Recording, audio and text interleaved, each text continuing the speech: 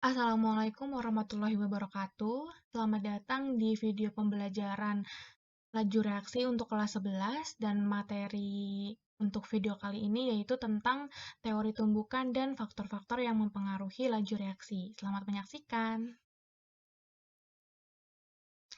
Ya, kita masuk untuk bahasan yang pertama yaitu tentang teori tumbukan. Jadi, apa itu teori tumbukan? Sebenarnya untuk teori tumbukan ini itu berfungsi untuk membantu kita menggambarkan suatu reaksi yang terjadi. Jadi, kayak pendekatan bagaimana suatu reaksi itu terjadi. Teori tumbukan sendiri itu menyatakan bahwa partikel-partikel reaktan atau pereaksi harus saling bertumbukan terlebih dahulu sebelum terjadinya reaksi. Oke, reaktan-reaktan itu bertumbukan untuk menghasilkan reaksi. Namun, tumbukan-tumbukan yang terjadi itu tidak semuanya dapat menghasilkan reaksi. Kemudian bagaimana yang dapat menghasilkan reaksi, yaitu tumbukan yang mampu menghasilkan energi yang cukup untuk melakukan reaksi. Seperti itu. Nah, tumbukan yang menghasilkan energi yang cukup itu disebut dengan tumbukan efektif. Sedangkan tumbukan yang tidak menghasilkan energi yang cukup untuk menghasilkan reaksi itu disebut tumbukan yang tidak efektif. Oke, kemudian untuk energi minimum yang harus dimiliki oleh partikel reaktan untuk bertumbukan efektif itu disebut energi aktivasi. Ya, di layar sudah terdapat gambar ya, penggambaran untuk teori tumbukan. Jadi untuk gambar yang atas itu di situ ada dua zat ya, satunya A dan satunya B. Mereka saling bertumbukan dan hasilnya A itu masih menjadi A dan B masih menjadi B. Tidak ada zat baru yang terbentuk. Artinya, tumbukan yang terjadi pada fenomena tersebut itu adalah bukan tumbukan yang efektif atau tumbukannya itu tidak efektif karena dia tidak menghasilkan energi yang cukup untuk terjadinya reaksi yang menghasilkan zat baru itu. Nah, kemudian bedanya dengan gambar yang bawah, itu A dan B saling bertumbukan. Kemudian hasilnya, produknya adalah dua molekul AB. Oke, di situ terdapat zat baru yang berarti terjadi reaksi atau energi aktivasinya terpenuhi untuk menghasilkan reaksi. Jadi tumbukan yang terjadi untuk fenomena yang bawah itu adalah tumbukan efektif. Seperti itu. Oke, kita lanjutkan untuk bahasan yang kedua, yaitu tentang faktor-faktor yang mempengaruhi laju reaksi. Nah, di layar sudah disediakan dua gambar ya, yang di sebelah kiri itu adalah gambar lembaran kertas yang terbakar, dan yang di sebelah kanan itu adalah gambar dari buku atau tumpukan dari lembaran kertas yang terbakar. Oke, berdasarkan percobaan yang sudah dilakukan, ternyata yang lebih cepat terbakar adalah yang lembaran kertas. Kenapa itu bisa terjadi? Nah, kita akan membahas tentang faktor yang mempengaruhi kecepatan reaksinya tersebut. Jadi, dalam kehidupan sehari-hari itu sering dijumpai reaksi kimia yang berlangsung dengan cepat maupun lambat. Dengan demikian, laju reaksi akan berbeda-beda. Ada yang cepat dan juga ada yang lambat. Perbedaan tersebut itu dipengaruhi oleh beberapa faktor. Ada 4 yang mempengaruhi yaitu konsentrasi, luas permukaan, suhu, dan katalis. Oke, kita bahas yang konsentrasi. Konsentrasi adalah banyaknya partikel per satuan volume. Semakin tinggi konsentrasinya, maka akan semakin banyak jumlah partikel yang berada di dalam larutan. Oke, dengan semakin banyak partikel tersebut, maka ada kemungkinan untuk terjadinya tumbukan antar partikel itu juga semakin besar, kan? Kemudian banyaknya tumbukan yang terjadi, maka kemungkinan untuk terjadi tumbukan yang efektif itu juga akan semakin besar. Tumbukan efektif itu adalah tumbukan yang mampu menghasilkan energi yang cukup untuk melakukan suatu reaksi, untuk terjadinya suatu reaksi. Sehingga dengan banyaknya tumbukan efektif tersebut, laju reaksinya juga akan semakin besar atau reaksi itu dapat berjalan dengan lebih cepat. Oke. Nah, di situ sudah ada gambarnya, ilustrasinya. Yang gambar A itu adalah menunjukkan konsentrasi larutan yang lebih rendah. Kemudian gambar yang B itu menunjukkan konsentrasi larutan yang lebih tinggi. Oke, untuk gambar yang B, itu kan jumlah partikelnya lebih banyak ya daripada gambar yang A.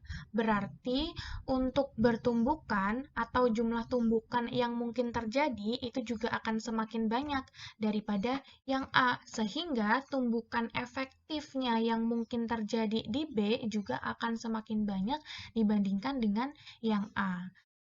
Kesimpulannya apa? Kesimpulannya, laju reaksi di B itu akan lebih tinggi daripada yang di A.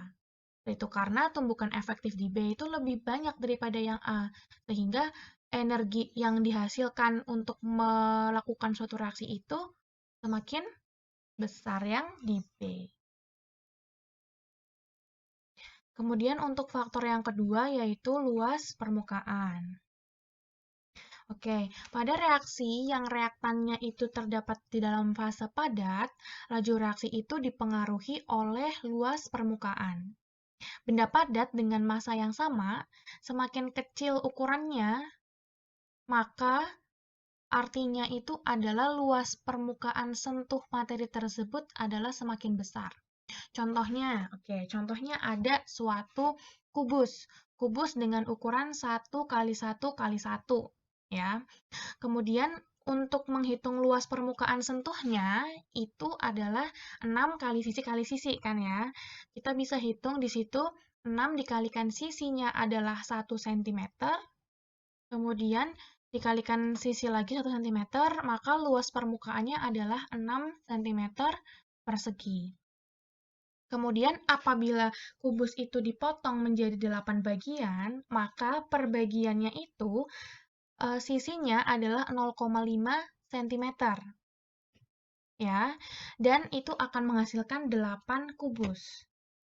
Dan ketika kita menghitung luas permukaan dari 8 kubus dengan ukuran 0,5 cm tersebut, maka akan dihasilkan luas permukaan sebesar 12 cm persegi.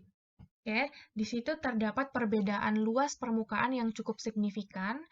Jadi, ketika suatu zat padat itu diubah bentuknya menjadi zat yang lebih kecil ukurannya, itu berarti luas permukaan sentuhnya akan semakin banyak.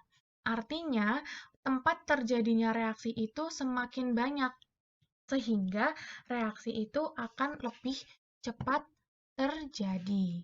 Seperti itu. Jika ukuran partikel suatu benda itu semakin kecil, maka akan semakin banyak jumlah total permukaan benda tersebut. Dengan menggunakan teori tumbukan, dapat dijelaskan bahwa semakin luas permukaan bidang sentuh suatu zat padat, maka semakin banyak tempat terjadinya tumbukan antar partikel zat yang bereaksi. Akibatnya akan mempercepat reaksi berlangsung, atau dengan kata lain, laju reaksinya itu akan meningkat. Kemudian yang faktor ketiga itu adalah suhu. Jadi, setiap partikel itu pasti selalu bergerak. Dengan kita menaikkan temperaturnya, maka energi gerak atau energi kinetiknya dari suatu partikel itu akan bertambah. Sehingga tumbukan lebih sering terjadi. Karena ketika suhunya naik, maka partikel itu akan lebih aktif bergerak. Dengan lebih aktif bergeraknya itu, kemungkinan untuk bertumbukan atau bersenggolan dengan partikel yang lain itu kan semakin tinggi. Nah, pada frekuensi tumbukan yang semakin tinggi itu, untuk terjadinya tumbukan yang efektif, itu juga akan semakin besar. Dengan tumbukan efektifnya yang semakin besar atau semakin tinggi itu, maka akan mempercepat laju reaksinya atau mempercepat reaksi yang berlangsung. Itu kesimpulannya, ketika suhunya itu meningkat, maka laju reaksi akan bertambah.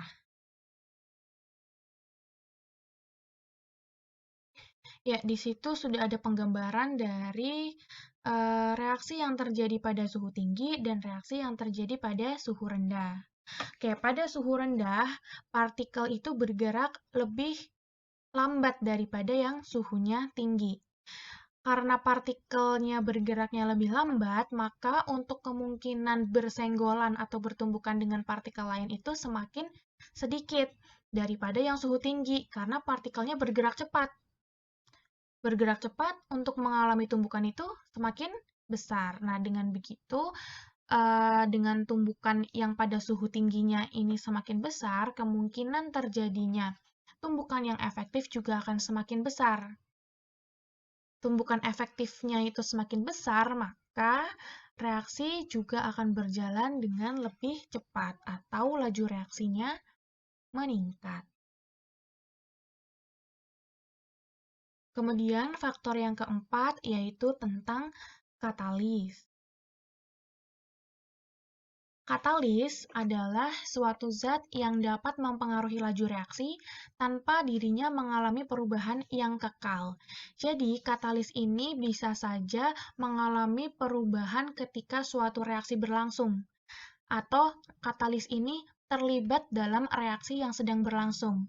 Tetapi, di akhir reaksi, katalis itu akan terbentuk kembali dengan jumlah yang sama seperti sebelum reaksi terjadi.